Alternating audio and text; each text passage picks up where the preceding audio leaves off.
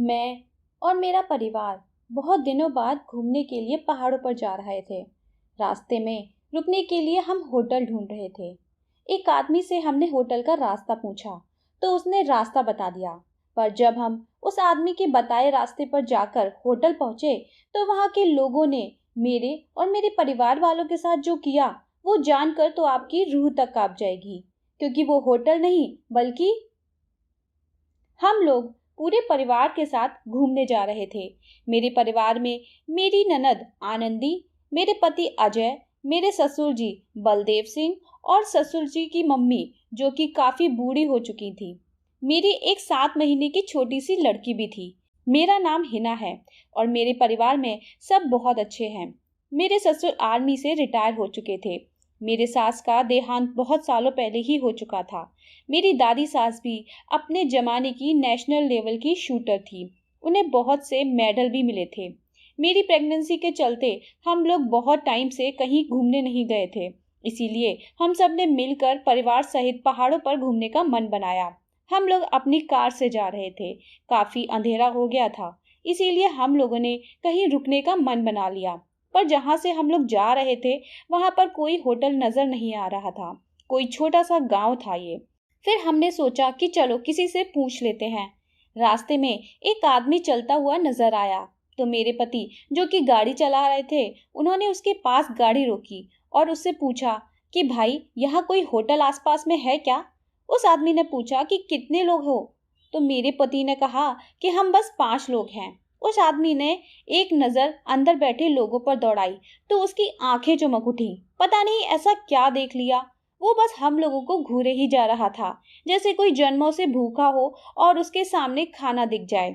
मेरे पति ने फिर उसे टोका और बोला कि ऐसे क्या देख रहे हो? तो उस आदमी ने अपने आप को संभाला और बोला, जी कुछ नहीं, बस आपका परिवार बहुत अच्छा है। आप लोग भी सही घर से लग रहे हो। यहीं पास में एक होटल है, आप सामने जाइए, सीधे हाथ पर एक कट आएगा, वहीं से मुड़ जाना और सड़क के आखिर में आपको होटल मिल जाएगा। मेरे पति ने धन्यवाद बोला और हम लोग उसके बताए रास्ते पर चलने लगे। मैंने पीछे देखा तो वो आदमी पैदल ही हमारी गाड़ी के पीछे दौड़े आ रहा था। मैं तो उसे देखकर डर ही गई थी। मैंने पापा जी से बोला, तो वो कहने लगे कि यहाँ गांव में अक्सर लोग गाड़ी के पीछे ऐसे ही भागते हैं, क्योंकि गांव में गाड़ी वगैरह नहीं होती लोगों के पास, तो इसलिए उन लोगों के लिए ये एक अनोखा खिलौना होता है। तुम उसकी तरफ ध्यान मत दो, जब वो थक जाएगा तो अपने आप ही रुक जाएगा। मैंने सोचा कि हाँ, शायद पापा जी सही बोल रहे हैं, ऐसा ही होगा। पर पता नहीं क्यों मुझे उसकी नजर में कुछ और ही दिख रहा था। जिस तरह से वो हमें घूर रहा था, उन नजरों को मैं जानकर भी नहीं भूल पा रही थी। तभी मेरी बेटी को भूख लगी और वो रोने लगी। मैंने अपनी बेटी के लिए दूध तैयार किया और उसे बोतल में करके पिलाने लगी। जब मेरी बेटी का पेट भर गया तो वो फिर से सो गई। हम लोगों ने उसका नाम अनन्या रखा था। मेरी ननद बहुत ही चंचल थी। आनंदी के बिना तो घर में किसी को भी बिल्कुल अच्छा ही नहीं लगता था। भले ही वो मेरी ननद थी, पर ननद जैसे गुण बिल्कुल भी नहीं थे उसमें। हम दोनों बिल्कुल बहनों की तरह ही रहती थी। हम लोग जब उस जगह पहुंचे जहां उस आदमी ने बताया, वो बिल्कुल आखिरी घर था। उसके बाद चारों तरफ बस खेत ही खेत थे। वो घर तो काफी बड़ा था, पर होटल जैसा तो बिल्कुल नहीं लग रहा था। हम लोग अपनी गाड़ी से नीचे उतरे। जैसे ही हम गाड़ी से बाहर आए तो एक आदमी मेरे पापा जी के पास आया। शायद वहां की देख रेख करने वाला था। उसने कहा, जी किससे मिलना है? मेरे पापा जी ने कहा कि हम लोग होटल ढूंढ रहे थे, किसी ने यहाँ का रास्ता बताया, इसीलिए आ गए। वो आदमी भी हम लोगों को उन्हीं नजरों से घूर रहा था जैसे वो पहले वाला आदमी घूर रहा था। उस आदमी ने कहा कि आप रुकिए 2 मिनट, मैं अपने मालिक को बुला कर लाता हूँ। थोड़ी देर बाद एक लंबा चौड़ा आदमी हट्टा कट्टा सा आया। उसने कहा कि आप लोग रुकने के लिए जगह ढूंढ रहे हैं, आप जब तक चाहे यहाँ पर रह सकते हैं। मेरे पापा जी ने कहा कि क्या ये होटल नहीं है? वो आदमी मुस्कुराते हुए और बहुत प्यार से बोला, जी नहीं, ये होटल नहीं है, मेरा फार्म हाउस है। मैं यहाँ पर कभी कभी आता हूँ। मेरा घर गांव में अंदर है। तो मेरे पापा जी ने कहा कि अरे नहीं, आपको तकलीफ नहीं देना चाहता, हम लोग किसी होटल में रुक जाएंगे। तो वो आदमी बोला, अरे भाई साहब, कैसी बातें करते हैं आप? मैं यहाँ गाँव का मुखिया हूँ और आप हमारे मेहमान हैं। ऐसे कैसे होटल में रुक जाएंगे? यहाँ आपको कोई दिक्कत नहीं होगी, आप आराम से रहना। और रही बात होटल की, तो यहाँ होटल है ही नहीं। आप रात में कहाँ भटकोगे, रुक जाइए। वो मुखिया इतने आदर और विनम्रता के साथ बोल रहा था कि हम लोग भी ना नहीं कर पाए। थोड़ी देर हम लोगों के साथ बैठकर उसने बात की और खाना खाया। बहुत ही हंसमुख इंसान था वो। बाकी सब लोग तो बहुत ही अजीब थे इस गांव में। मेरे पापा ने उसे बताया कि मैं आर्मी में रिटायर हूँ और मेरा बेटा आईटी कंपनी में काम करता है। हम लोग परिवार सहित घूमने जा रहे हैं। ये मेरी बेटी और बहू हैं और मेरी माताजी। थोड़ी देर हम लोगों से बातचीत करने के बाद मुखिया ने कहा कि आप लोगों की ऊपर वाले कमरों में व्यवस्था कर दी गई है। यहाँ पर हमारा रसोइया रुक जाएगा और सुबह नाश्ता भी वही तैयार करके दे देगा। मैं अब चलता हूँ, कल सुबह आऊँगा। और कोई ज़रूरत हो तो इस रसोइये को ही बता देना, ये सब काम कर देगा आपका।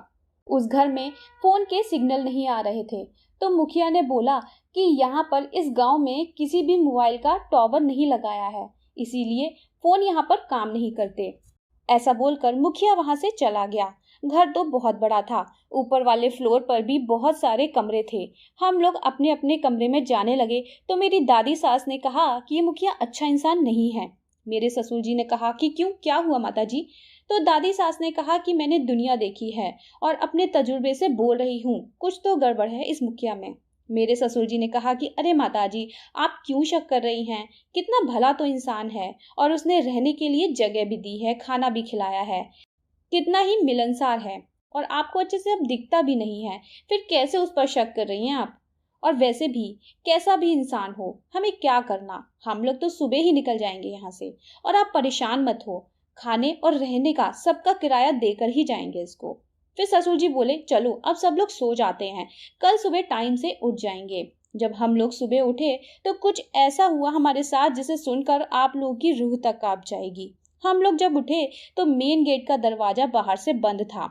वो गेट भी लोहे का था और कहीं से भी बाहर जाने का रास्ता नहीं था। मेरे ससुर जी और मेरे पति ने पूरा घर छान मारा, पर वहां पर ऐसी कोई खिड़की या रोशनदान कुछ भी नहीं था जिससे हम लोग बाहर जा पाएं। अब हमें समझ नहीं आ रहा था कि ये क्या हो रहा है।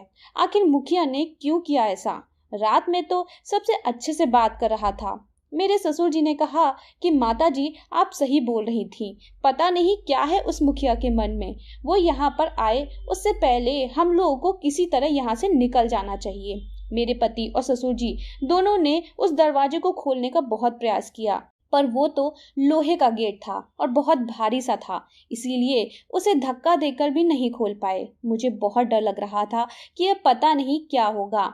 मेरी बच्ची, उसको मैंने अपने सीने से चिपका रखा था। ये गांव में अंदर आना ही हमारी सबसे बड़ी गलती थी। शुरुआत से ही यहाँ के लोग बहुत ही अजीब थे, पर अब क्या हो सकता था, हम लोग बुरी तरह फंस चुके थे। मैं ये सब सोच ही रही थी कि तभी सामने का गेट खुला और वो मुखिया 5-6 आदमियों के साथ अंदर आ गया। उसके हाथ में पिस्तौल भी थी। उसके आदमियों ने मेरे पति और ससुर जी को पकड़ लिया और कुछ लोग मुझे, आनंदी और दादी सास को घेरकर खड़े हो गए। हमें कुछ भी समझ नहीं आ रहा था कि आखिर ये क्या हो रहा है। मुखिया ने कहा देखो, तुम लोगों की गलती ये है कि तुम लोग अपने परिवार के साथ इस गांव में आ गए। गांव में आए थे तो बाहर से ही निकलना था, पर तुम लोग पूरे परिवार के साथ यहाँ मेरे फार्म हाउस पे आ गए। अब तुम लोग तो जानते हो ना कि मैं अपने गांव का मुखिया हूँ और मुखिया होने के नाते मुझे ही तो अपने गांव वालों के बारे में सोचना होगा और मेरे गांव वालों के भले के बारे में सोच कर ही मेरा ये फैसला है कि तुम लोग अब इस गांव को छोड़कर कभी भी नहीं जा सकते। और ये बोलकर वो राक्षसों की तरह हंसने लगा। उसकी बातें तो हम लोगों के ऊपर से जा रही थी कि ये आदमी चाहता क्या है और ऐसा क्यों कर रहा है। तभी वहां खड़े एक आदमी ने मेरी तरफ इशारा करते हुए कहा कि मालिक, मुझे मेरे इनाम में ये लड़की चाहिए। जब मैंने उस आदमी को देखा तो ये वही आदमी था जिसने रास्ता बताया था। उसकी ये बातें सुनकर तो मैं अंदर तक हिल गई थी। मेरा पति और ससुर भी उन आदमियों से लड़ गए। इसी बीच मुखिया ने गोली चला दी और वो मेरे ससुर जी के कंधे पे लगी। गोली लगते ही वो जमीन पर गिर पड़े। उनकी ऐसी हालत देखकर तो हम लोगों के ऊपर जैसे आसमान गिर पड़ा। मुखिया और उनके आदमियों ने मेरे पति को रस्सियों से बांध दिया। मैं और आनंदी हम लोग मुखिया के पैरों में गिर गए कि प्लीज हमें जाने दो, हमारे पापा जी को अस्पताल ले चलो, पर वो बिल्कुल भी हमारी बात नहीं सुन रहा था। मुखिया ने मुझे, मेरी ननद और दादी सास को एक कमरे में बंद कर दिया और हमारे पति को दूसरे कमरे में, और पापा जी को उसने वहीं छोड़ दिया। बोला, इसे बाद में आकर देखते हैं। ये बोलकर वो चला गया अपने आदमियों को लेकर, और गेट बाहर से बंद कर दिया। हम लोगों की हालत तो बिल्कुल पागलों की तरह हो गई थी। समझ ही नहीं आ रहा था कि क्या करें। मुझे पापा जी की बहुत टेंशन हो रही थी। उनको गोली लगी थी और कोई उन्हें अस्पताल ले जाने वाला नहीं था। मैंने फिर वहां से भागने के लिए रास्ता खोजने का प्रयास किया, पर सारी खिड़कियां बंद थीं। मैंने देखा कि बाथरूम में एक रोशनदान है, पर दिक्कत ये थी कि हम लोग पहली मंजिल पर थे और रोशनदान बहुत छोटा था। मैंने अपनी ननद आनंदी से कहा कि तुम यहाँ से निकलकर भाग जाओ, पर मेरी ननद बहुत डरी हुई थी। बोल रही थी, भाभी मुझे बहुत डर लग रहा है। अगर वो लोग आ गए और उन्हें पता चल गया तो मेरा हाल भी पापा की तरह ही होगा। मैंने कहा, आनंदी एक बात याद रखो कि ये हमारा परिवार है। हमें अपने परिवार की रक्षा करनी होगी। अगर हम लोग अपनी हिम्मत हार जाएंगे तो कौन आएगा हमें बचाने। मानती हूँ कि काम मुश्किल है, जोखिम भरा है, पर नामुमकिन नहीं। और अपने परिवार को बचाने के लिए हमें बाहर से किसी की मदद चाहिए होगी। तुम इस रोशनदान से बाहर जाओ और किसी की मदद लेकर आओ। ये बहुत छोटा है, मैं इससे बाहर नहीं निकल सकती, पर तुम आराम से निकल जाओगी। और याद रखना, ये तुम अपने परिवार के लिए कर रही हो, अपने पापा के लिए कर रही हो। अगर समय से उन्हें अस्पताल नहीं ले गए तो वो मर सकते हैं। मेरी बात सुनकर आनंदी को थोड़ी हिम्मत आई। वो रोशनदान से निकलकर छत से कूद गई और खेतों की तरफ भाग गई, क्योंकि सड़क के रास्ते जाने से उसे लगा कि मुखिया या उसके आदमी कहीं मिल ना जाएं। वो खेतों को पार करती हुई दूसरी तरफ वाली सड़क पर निकली और चलती रही, पर दूर दूर तक कोई भी नजर नहीं आया। तभी सामने उसे लगा कुछ लोग खड़े हैं। पहले तो वो डर कर छुप गई, क्योंकि उन लोगों के पास राइफल थी, पर जब ध्यान से देखा तो उन लोगों ने खाकी कपड़े पहने हुए थे। वो लोग पुलिस के आदमी थे। वो भागती हुई उन लोगों के पास पहुंची। पुलिस वालों में से एक सीनियर इंस्पेक्टर था। उसने आनंदी की ये हालत देखी और पूछा कि क्या हुआ। आनंदी ने उस इंस्पेक्टर को सब बता दिया। इंस्पेक्टर ने कहा, ठीक है, तुम गाड़ी में बैठो, मैं चलता हूँ तुम्हारे साथ। इधर मुखिया वापस आ चुका था और उससे पता चल गया था कि आनंदी भाग गई है। वो मुझे, दादी सास और मेरी 7 महीने की बच्ची को जबरदस्ती उठाकर अपने घर ले आया और बोला, तू भूलना नहीं, तेरा पति हमारे पास है। बिल्कुल भी भागने की कोशिश मत करना, वरना उसको भी गोली मार देंगे। मैं ये सुनकर तो बहुत डर गई थी, इसलिए मैंने भागने का ख्याल भी अपने मन से निकाल दिया। उसके बाद वो वहां से निकल गया। उसके घर में एक बहुत ही बूढ़ी सी औरत थी जो सब काम कर रही थी। मैंने उस बूढ़ी औरत से मेरी मदद करने को कहा। उसने कहा कि तुम्हें यह अब कोई नहीं बचा सकता। उसके बाद उस बूढ़ी औरत ने जो मुझे बताया, उसे सुनकर तो मेरे पैरों तले जमीन खिसक गई। उसने बताया कि तुम लोग पहला परिवार नहीं हो जो इस तरह यहाँ पर फंसे हो। मैंने न जाने कितने परिवारों को ऐसे देखा है। दरअसल उस गांव के लोग जब भी किसी के घर में कोई लड़की पैदा होती थी तो उसे मार देते थे, और ये न जाने कितनी पीढ़ियों से चला आ रहा था। इसीलिए अब इस गांव में एक भी लड़की नहीं थी। अगर गलती से किसी ने दूसरे गांव की लड़की से शादी भी कर ली तो उस लड़की की जिंदगी नरक बन जाती थी। पूरा गांव उस लड़की के साथ संबंध बनाता था। इसीलिए लड़की के पास आत्महत्या करने के अलावा और कुछ नहीं बचता। ऐसे ही करते करते अब ऐसा समय आ गया है कि कोई भी अपनी लड़की इस गांव में नहीं ब्याहता। जो भी औरतें बची हैं वो मेरी तरह ही बूढ़ी हैं। उनसे ये लोग घर का काम करवाते हैं। उसके बाद उस औरत ने कहा कि अगर अपने आप को बचाना है तो आत्महत्या कर लो, बस यही उपाय है अब। उस औरत की बातें सुनकर तो मुझे चक्कर आ गए और मैं वहीं गिर पड़ी। जब तक मुझे होश आया तब तक मैंने देखा कि मुखिया मेरी बच्ची को गोदी में उठाए बाहर की तरफ जा रहा था। अपनी बच्ची को उसके हाथों में देखकर तो जैसे किसी ने मेरे शरीर से मेरी जान ही निकाल दी हो। मैंने भागकर मुखिया से अपनी बच्ची को लेना चाहा, पर उसने मुझे जोर का धक्का दिया और मैं वहीं गिर पड़ी। मुखिया ने कहा कि तेरी बच्ची की सांसें चल रही हैं। अगर तू चाहती है कि इसकी सांसें चलती रहें तो चुपचाप यहीं पर पड़ी रहे। इस घर से एक कदम भी बाहर मत निकालना। ये बोलकर वो मेरी बच्ची को बाहर ले गया।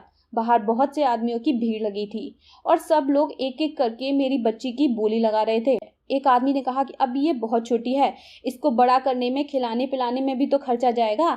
इसके मैं 3 लाख दे सकता हूँ, बस, इससे ज्यादा नहीं। उस मुखिया ने कहा कि ठीक है, और 3 लाख में मेरी बच्ची उस आदमी के नाम कर दी। मैं तो ये सब देखकर दंग ही रह गई थी। कैसे लोग हैं ये सब, एक 7 महीने की बच्ची के साथ ऐसा कर रहे थे, उसकी बोली लगा रहे थे। उस आदमी ने 2 दिन का समय मांगा और कहा कि तब तक मैं रुपयों की व्यवस्था करता हूँ। आप इस लड़की का ख्याल रखना, मेरे बेटे की दुल्हन है ये। अब इन लोगों ने तो किसी शैतान को भी पीछे छोड़ दिया था। कैसे दरिंदे हैं ये लोग। वहां पर लगी भीड़ ये सुनकर खत्म हो गई। तभी पुलिस वाला अपनी जीप में आनंदी को लेकर आया। पुलिस को देखकर तो मेरी जान में जान आई। वो पुलिस वाला गाड़ी से नीचे उतरा तो आनंदी ने कहा कि यही है वो मुखिया जिसने मेरे परिवार को पकड़ लिया है। पुलिस वाले ने मुखिया से कहा, मुखिया जी ये सब क्या है? आप एक लड़की को ढंग से नहीं पकड़ सकते थे?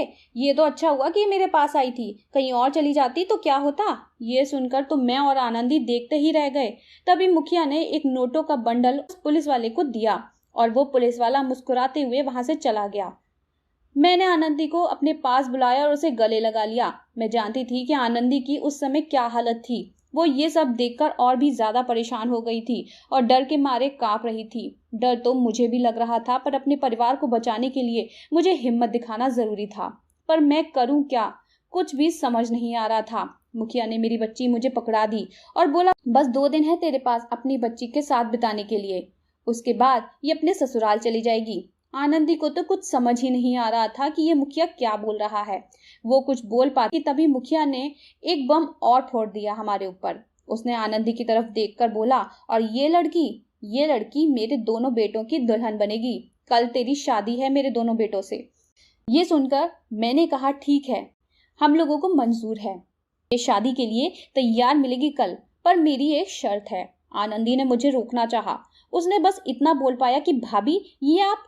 मैंने उसे बीच में ही रोक दिया और मुखिया की तरफ देखकर बोली, बताओ क्या तुम मेरी शर्त सुनने के लिए तैयार हो? उसने कहा, क्या शर्त है? मैंने कहा कि मेरे पापा जी को अभी अस्पताल ले जाओ और उन्हें सही इलाज करवाओ।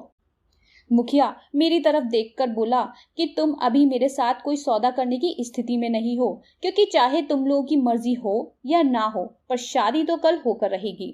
पर मैंने कहा कि हाँ, पर जो काम तुम आराम से करवा सकते हो उसके लिए जबरदस्ती क्यों? ऊपर से हम लोगों के इस भाग जाने का खतरा अलग से। अगर तुम मेरी बात मानो तो मेरी ननद तुम्हारे बेटों से शादी करेगी, वो भी अपनी मर्जी से। मेरी ननद मुझे ऐसे देख रही थी जैसे अभी मुझे खा जाएगी। कुछ सोचकर मुखिया ने बोला कि ठीक है, मुझे मंजूर है, पर तुम्हारे पति को मैं नहीं छोड़ूंगा, क्योंकि क्या पता बाद में तुम अपनी बात से मुकर जाओ तो तुम्हारा पति होगा मेरे पास तुम्हें सबक सिखाने के लिए। उसे ऐसी मौत दूंगा कि जिंदगी भर कोसोगी खुद को। मैंने कहा कि ठीक है। ये बोलकर मुखिया वहां से चला गया। उसके जाते ही ननद मुझ पर बरस पड़ी, वाह भाभी वाह, मुझे बलिदान करने के लिए तैयार हो गई आप। कहाँ गई वो बातें परिवार को बचाने वाली? या फिर कभी मुझे परिवार का हिस्सा माना भी था आपने? उसकी आंखें गुस्से से लाल हो गई थी। मैंने उसका हाथ पकड़ा और उससे कहा कि नहीं आनंदी, ऐसा कुछ भी नहीं है, तुम मेरी बहन की तरह हो। मैंने ऐसा इसलिए बोला मुखिया से ताकि पापा को समय से उपचार मिल सके। उनका बहुत खून बह चुका था उसी समय, ज्यादा देर उनके लिए सही नहीं थी। और रही बात तुम्हारी शादी की, तो इन गुंडों से तुम्हारी शादी मैं कभी नहीं होने दूंगी, ये वादा है मेरा। मैंने फिर कहा कि हम लोग आज रात में ही यहाँ से भागने वाले हैं। बस समझ नहीं आ रहा कि अब कौन है जो हमारी मदद कर सकता है, क्योंकि मुझे लगा था कि पुलिस तो हमारी मदद करेगी, पर वो भी मिली हुई है। किसके पास जाएं? और हमारे पास दादी होंगी तो हम ज्यादा दूर तक भाग भी नहीं पाएंगे, वो लोग हमें पकड़ लेंगे। तभी आनंदी ने बताया कि भाभी पता है, वो पुलिस वाला था, उसके पास एक फोन था और उसने बात भी की थी मेरे सामने। पर ये मुखिया तो बोल रहा था कि यहाँ पर टावर नहीं है, तो फिर उसका फोन काम कैसे कर रहा था? मैंने कहा कि आनंदी, मुझे लग रहा है कि उसने हमसे झूठ बोला था ताकि हम फोन की मदद ना ले सकें। फिर आनंदी ने कहा कि पर हम लोग के फोन भी में भी तो सिग्नल नहीं थे, हमने देखा था ना। तो मैंने कहा कि पक्का मुखिया ने जैमर लगवाया होगा ताकि किसी को भी फोन का सिग्नल ना मिल पाए। ये मुखिया बहुत चालाक है। हम लोगों के फोन तो फार्म हाउस में ही छूट गए थे। मेरा एक दोस्त आईपीएस ऑफिसर था, उससे बात कैसे करूं मैं? मुझे एक फोन चाहिए था। फिर मैंने उस काम करने वाली बूढ़ी औरत से बात की, अगर उसके पास फोन हो तो प्लीज मुझे बस एक कॉल करने दे। पर उसने कहा कि मुखिया को सब पता चल जाता है, वो किसी को भी फोन नहीं रखने देता, और मेरा कोई परिवार नहीं है, मैं किससे बात करने के लिए फोन रखूं? फिर मैंने कहा एक काम करते हैं, पहले यहाँ से निकलते हैं, फिर देखते हैं कि कैसे मदद मंगाएं। मैंने रात में देखा जब चारों तरफ सन्नाटा था, तो दादी और आनंदी से कहा कि यही समय है, चलो चलते हैं। फिर मैंने अपनी बेटी को उठाया और चुपके से निकल गए। मुखिया बेफिक्र होकर सो रहा था क्योंकि उसे लगा कि मेरे ससुर और पति उसके कब्जे में हैं तो हम लोग कहीं भी नहीं जाएंगे। हम लोग वहां से निकलकर गांव के बाहर वाली एक सड़क तक आ चुके थे, पर एक भी इंसान हमें नहीं मिला। दादी की वजह से हम लोग ज्यादा तेज नहीं चल पा रहे थे। मैं बस चाहती थी कि कैसे भी कहीं से भी कोई फोन मिल जाए। रात काफी हो चुकी थी, इसीलिए हर तरफ सुनसान था। तभी अंधेरे में लगा जैसे कोई गाड़ी आ रही है। सावधानी के लिए हम लोग पास की झाड़ी में छुप गए। मैंने कहा कि आनंदी, हमें इसे रुकवाना होगा। अगर ये मौका चला गया तो पता नहीं कोई दूसरा मिलेगा भी या नहीं। पर एक काम करते हैं, मुझे नहीं पता ये कौन होगा, मुखिया का कोई साथी भी हो सकता है, इसलिए सिर्फ कोई एक ही रास्ते पर खड़े होकर इससे मदद मांगे। इस पर आनंदी बोलती है कि भाभी, आप लोग यहीं रुको, मैं जाकर मदद लेती हूँ। और सड़क के किनारे खड़ी होकर उस गाड़ी को रोकने का इशारा किया। गाड़ी किसकी थी और कौन चला रहा था, हमें कुछ भी दिखाई नहीं दे रहा था। गाड़ी की हेडलाइट की वजह से वो गाड़ी वाला रुक गया और हेडलाइट बंद हुई तो हमारी आंखें फटी की फटी रह गईं। हमारी फूटी किस्मत ने हमारा साथ अभी भी नहीं छोड़ा था। ये वही पुलिस वाला था।